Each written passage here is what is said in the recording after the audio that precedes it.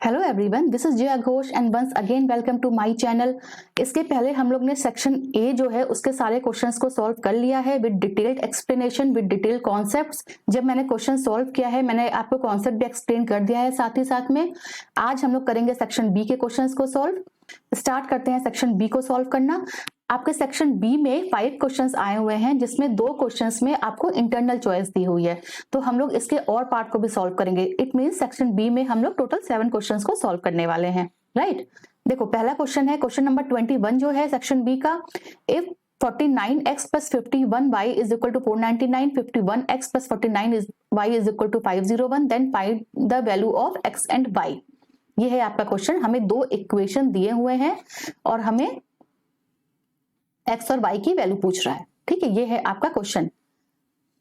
तो देखो x और y की वैल्यू कहां से निकलेगी। मैंने यहाँ पे इक्वेशन को लिख लिया है। पहले दोनों इक्वेशन को हम लोग एक बार प्लस करके देखते हैं, ठीक है। प्लस कर दो, कितना आएगा 49 plus 51 100x, 51y plus 49y 100y is equal to 499 plus 501, कितना हुआ यहाँ से, ये आपका हो गया 1000, ठीक है।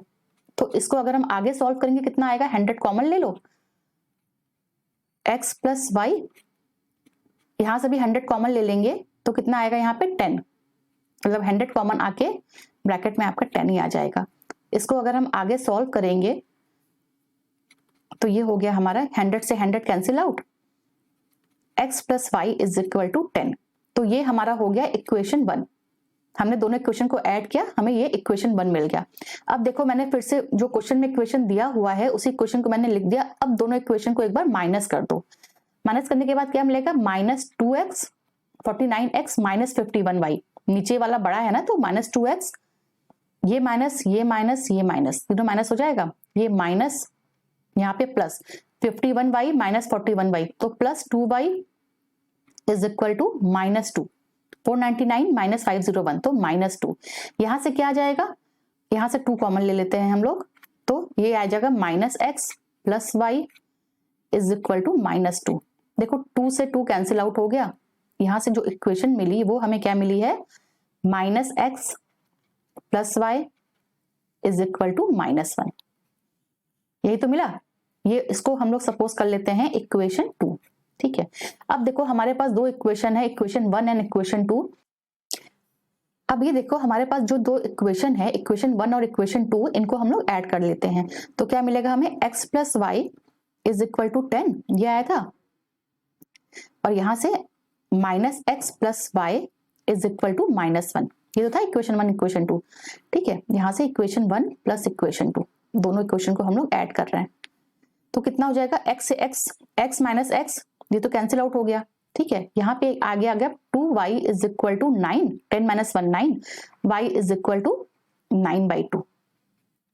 तो आपकी y की वैल्यू निकल गई। अब y की वैल्यू को इक्वेशन 1 में पुट कर दो। क्या था इक्वेशन 1 आपका, x plus Y is equal to 10 था, x is equal to 10 minus y, x is equal to 10 minus 9/2।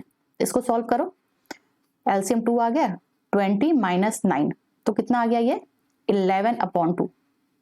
तो यहां से हमें x की वैल्यू मिल गई 11/2, ठीक है।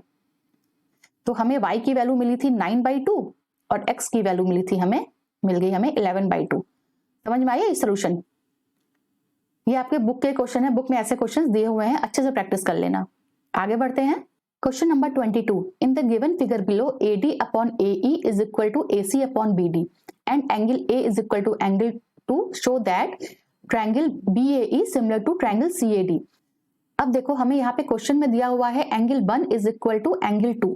देखो ट्रायंगल BAD को देखना, ट्रायंगल BAD को, ठीक है, BAD को देखना। आइसोसेलेस ट्रायंगल का कॉन्सेप्ट क्या बोलता है कि अगर कोई भी 2 एंगल इक्वल हैं तो उनके साइड्स, उनके जो अपोजिट साइड्स होंगे वो भी आपस में इक्वल होंगे। तो एंगल 1 का जो अपोजिट साइड है वो है एंगल 1, ये हमें गिवन है angle 1 is equal to angle 2। तो एंगल 1 का जो अपोजिट साइड है वो है हमारा BD, एंगल 2 का जो अपोजिट साइड है वो है हमारा AB, ठीक है। It means BD is equal to AB हो गया। हाँ, अब देखो एक कंडीशन जो दी हुई है, अब जो कंडीशन दी हुई है वो क्या है, हमें प्रूव करना है कि BAE similar to CAD in triangle BAE and triangle CAD।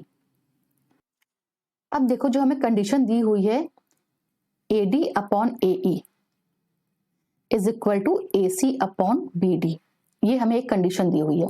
यहां से देखो बड़े वाले का AD और छोटे वाले का AE ये मिल गया, फिर AC बड़े वाले का AC और छोटे वाले का AB ये होना चाहिए था ना, मतलब इक्वेशन में आपके होना चाहिए था छोटे वाले का AB, बट यहाँ पे क्या दिया है BD दिया हुआ है।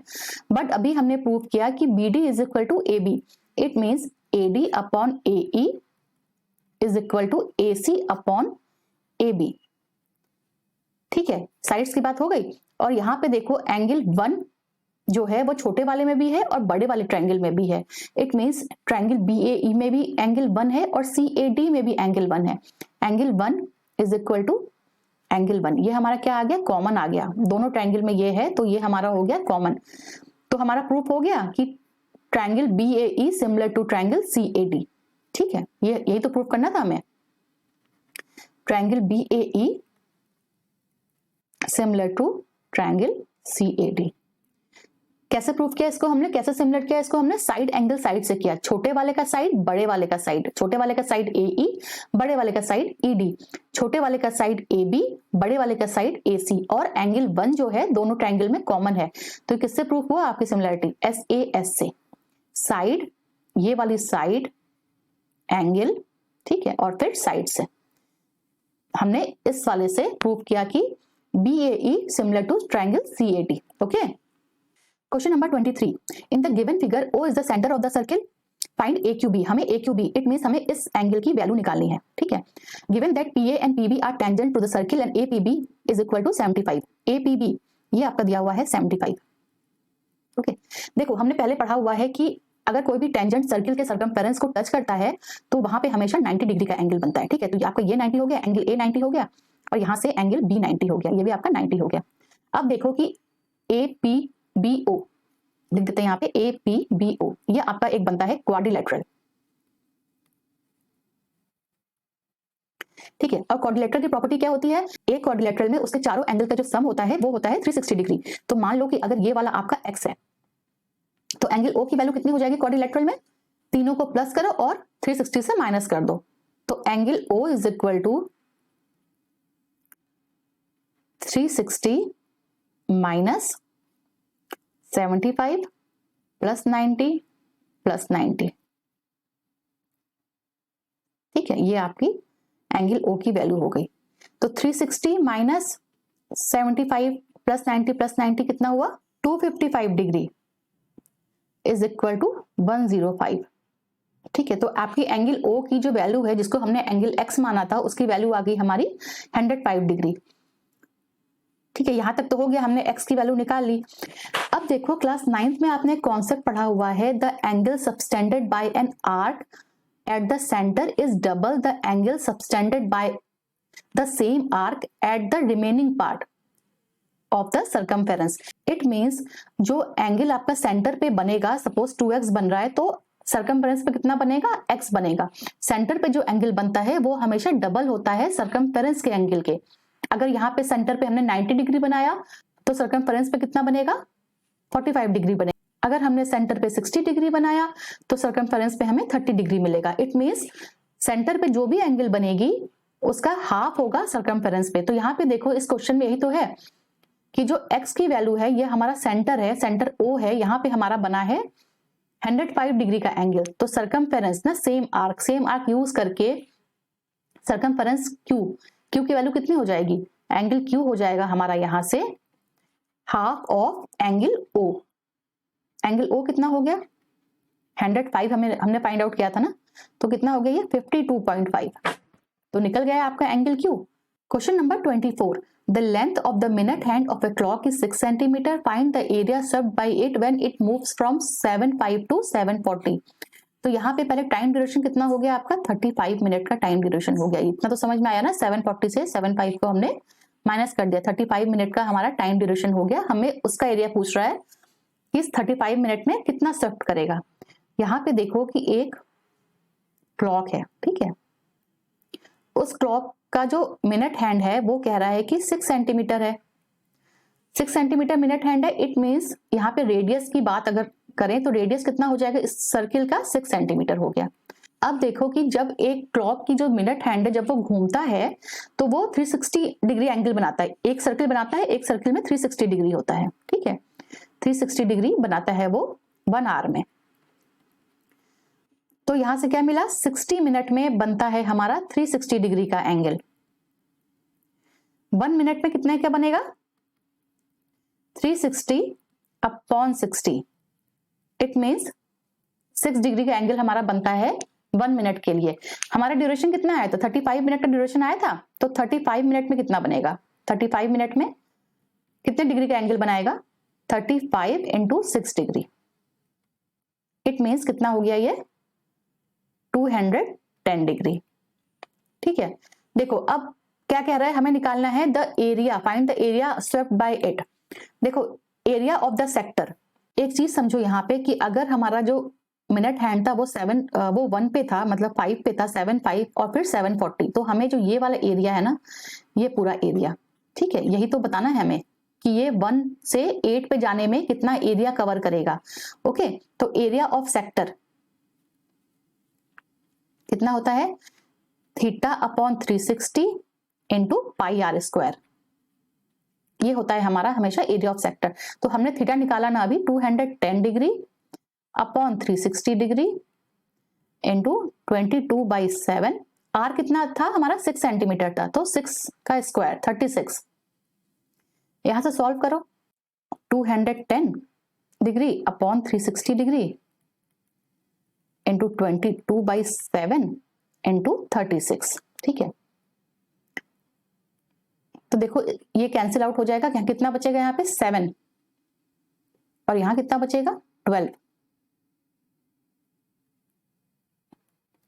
अब देखो 12 3 जा 36, ये कैंसिल आउट हो गया, 7 से 7 भी कैंसिल आउट हो गया, तो कितना बचा 22 इंटू 3 is equal to 66 centimetre square. This is your required answer. Question समझ में आया? जो भी हमें टाइम दिया है उस टाइम के लिए हम लोग पहले थीटा की वैल्यू निकाल लो, उस थीटा की वैल्यू को एरिया वाले फॉर्मूला में हम लोग पुट कर देते हैं। Area is equal to theta upon 360 degree into pi r square, इस फॉर्मूले में पुट कर दो। मेन काम होता है आपका थीटा निकालना, ठीक है, और हमें रेडियस गिवन है, फॉर्मूले में सब कुछ पुट कर दो और आंसर निकाल दो। This is your answer. Question number 24 में आपका एक और पार्ट भी है, हम लोग इस और पार्ट को भी सॉल्व करेंगे। और पार्ट क्या है, in the given figure arcs have been drawn of radius 7 centimetre each with vertices A B C and D of quadrilateral A B C D as centre, find the area of the shaded region. पहले तो question को समझो। देखो ये कह रहे हैं कि 7 सेंटीमीटर रेडियस से और ए बी सी डी को वर्टिसेस लेके चारों कॉर्नर में आर्क ड्रॉ किया गया है, ठीक है। तो आर्क ड्रॉ किया गया है, इट मीन्स इसको देखो कंसिडर कर लो थीटा 1, ये थीटा बी को कर लो थीटा 2, ये आपका हो गया थीटा 3, ये आपका हो गया थीटा 4, ठीक है। आर्क ड्रॉ किया गया है, इट मीन्स कि हमें ये जो शेडेड पोर्शन है ना इसका एरिया फाइंड आउट करना है, find the area of the shaded reason. Arc draw किया है, इट मीन्स हमें जो स्वेप्ट एरिया है वही तो फाइंड आउट करना होता है। तो फॉर्मूला क्या हमने पढ़ा है ना ऊपर के पार्ट में, फॉर्मूला एरिया का theta upon 360 degree into pi r square, यही है जनरल फॉर्मूला। तो हम लोग क्या करेंगे, हम लोग चारों थीटास के लिए हम लोग फॉर्मूला लिख लेंगे। तो क्या होगा, टोटल एरिया पूछा था ना, find the area of the shaded reason, चारों के एरिया पूछा है, तो कितना हो जाएगा ये theta 1 upon 360 degree into pi r square, ये तो हुआ। प्लस सेम थीटा 2 के लिए भी करो, theta 2 upon 360 degree into pi r square, plus theta 3 upon 360 degree into pi r square, plus theta 4 upon 360 degree into pi r square, ठीक है, इतना कर लिया। अब यहां से देखो कि हम लोग यहां से पाई आर स्क्वायर अपॉन 360 डिग्री को हम लोग कॉमन ले सकते हैं, ठीक है। तो हमें ब्रैकेट में क्या मिला, theta 1 plus theta 2 plus theta 3 plus theta 4, ये तो हमें ब्रैकेट में मिला। अब देखो जो ये थीटा 1 थीटा 2 थीटा 3 थीटा 4 बन रहा है, ये हमारा क्वाड्रिलेटरल के अंदर बन रहा है, और क्वाड्रिलेटरल के अंदर जब बनता है एक क्वाड्रिलेटरल का एंगल सम प्रॉपर्टी कितना होता है 360 degree. The sum of all the angles in the quadrilateral is equal to 360 degree. Okay, तो हमें यहां से क्या मिल जाएगा, pi r square upon 360 degree, और ये जो सम आया है इसकी वैल्यू भी 360 डिग्री। यहां से ये कैंसिल आउट हो गया, कितना आ गया यहाँ पे, पाई आर स्क्वायर आ गया। अब यहाँ पे दिया हुआ है रेडियस जो था वो हमारा 7 सेंटीमीटर था, तो पुट करो वैल्यू अब, इंटू 7 कैंसिल आउट हो गया, 7 7 कितना आया ये 154, 22 इंटू 7 154 centimetre square. This is your answer. Okay, तो ये है आपका answer. Question number 25, if sine a plus b is equal to 1 and cos a minus b is equal to 3/2, ठीक है, फिर कंडीशन हमें दी हुई है, find the measure of angles a and b। देखो पहले तो इसको लिख लो, क्या दिया हुआ है, sine a plus b is equal to 1। इसको हम लोग क्या लिखेंगे, sine a plus b is equal to sine 90। Sine 90 की वैल्यू हमेशा 1 होती है, ठीक है, a की जगह हमने लिख दिया साइन 90। साइन 90 से साइन कैंसिल आउट हो गया, हमें क्या मिल गया यहाँ पे, a plus b is equal to 90 degree. इसको कर लो इक्वेशन 1। सेम चीज हम लोग कॉस के लिए करते हैं, cos a minus b under root 3/2 कब होती है, कॉस की वैल्यू अंडर रूट 3/2 कॉस 30 के केस में होती है। टेबल को बिल्कुल रट के जाना, बिल्कुल फिंगर टिप्स पे होनी चाहिए एक एक वैल्यू। ये हो गया आपका कॉस 30 डिग्री। ओके, यहां से कॉस को भी कैंसिल आउट करो, कितना मिल गया, a minus b is equal to 30 degree. Okay, ये हो गया आपका इक्वेशन 2। अब देखो इक्वेशन 1 पता है, इक्वेशन 2 पता है, इक्वेशन 1 और 2 को ऐड कर दो, दोनों इक्वेशन को हम लोग ऐड करेंगे। a plus b is equal to 90 degree, a minus b is equal to 30 degree. क्या मिला हमें, plus b minus b cancel out हो गया, 2a is equal to 120 degree, यहां से a की वैल्यू आ गई 60 डिग्री। अब जब a की वैल्यू आ गई तो हम किसी भी इक्वेशन में पुट कर दो, या तो एक में पुट कर दो तो सेकंड में पुट कर दो, वहां से हमें b की वैल्यू मिल जाएगी। देखो a में पुट करके देखो क्या मिल रहा है, a plus b is equal to 90 आई थी हमारी इक्वेशन 1, तो कितना आ गया 60 plus b is equal to 90, b is equal to 90 minus 60 is equal to 30 degree, is equal to 30 degree. ये तो पूछा था find the measure of angles a and b, तो a की जो मेजर है वो हमारा आया 60 डिग्री और b का जो मेजर है वो हमारा आया है 30 degree. So this is your answer. अच्छा क्वेश्चन था ये, बुक का क्वेश्चन है, अच्छे से करके जाना। क्वेश्चन नंबर 25 में आपका और पार्ट भी है, अब हम लोग और पार्ट को सॉल्व करेंगे। Find an acute angle theta when cos theta minus sin theta upon cos theta plus sin theta is equal to 1 minus root 3 1 plus root 3। ऐसे क्वेश्चन को सॉल्व कैसे करते हैं, देखो इसमें कुछ भी समझ में नहीं आ रहा ना, कहां से स्टार्ट करेंगे, तो इनको क्रॉस मल्टीप्लाई कर दो। क्रॉस मल्टीप्लाई करने पे क्या मिल जाएगा, cos theta minus sin theta को 1 प्लस 3 से मल्टीप्लाई करो, इसको क्रॉस मल्टीप्लाई करो, ठीक है, तो क्या मिल जाएगा हमें, cos theta minus sin theta 1 से मल्टीप्लाई किया, तो फिर रूट 3 से मल्टीप्लाई करो plus root 3 cos theta minus root 3 sin theta, ये मिला। सेकंड टाइम देखो, cos theta plus sin theta, जो हमारा नीचे वाला डिनोमिनेटर है उसको हम लोग ऊपर वाले न्यूमरेटर से मल्टीप्लाई कर रहे हैं, ठीक है, तो कितना हो गया cos theta plus sin theta minus root 3 cos theta minus root 3 sin theta. Okay, तो हमने ये पूरा मल्टीप्लाई कर लिया। अब देखो कि यहाँ पे क्या क्या कैंसिल आउट हो सकता है, प्लस cos थीटा यहाँ भी है इक्वल के, इधर भी है, ठीक है, कैंसिल आउट हो गया। और क्या कैंसिल आउट हो सकता है, minus root 3 sin theta minus root 3 sin theta, ये कैंसिल हो गया। अब जो बचा है वो लिख लो, क्या क्या रह गया है, अब root 3 cos theta minus sin theta, left hand side में ये हो गया। राइट हैंड साइड में क्या बचा हुआ है, sin theta minus root 3 cos theta, ये हमारा बचा है राइट हैंड साइड में। अब एक काम करो कि sin थीटा को एक तरफ ले जाओ, cos थीटा को एक तरफ ले जाओ, देखो क्या मिलता है, तो रूट 3 cos थीटा, ये तो ऐसे रहेगा, इसको उठा के ले आओ, तो ये माइनस था ना राइट हैंड साइड में, यहाँ पे आके ये प्लस हो गया, plus root 3 cos theta is equal to sin theta पहले से था, इसको लेके उधर आ जाओ, ट्रांसपोज करा दो लेफ्ट हैंड साइड को, तो कितना हो जाएगा प्लस sin थीटा। यहां से क्या मिल गया, root 3 cos theta plus root 3 cos theta, तो 2 रूट 3 cos थीटा, ठीक है, ये मिल गया। Sine theta plus sine theta तो 2 साइन थीटा, ठीक है, यहां से ये मिल गया, 2 से 2 कैंसिल आउट हो गया। ओके, अब देखो अब क्या करेंगे हम लोग, कॉस थीटा अपॉन इस साइन को लेके नीचे आ जाओ, अपॉन साइन थीटा, और यहां पे क्या करेंगे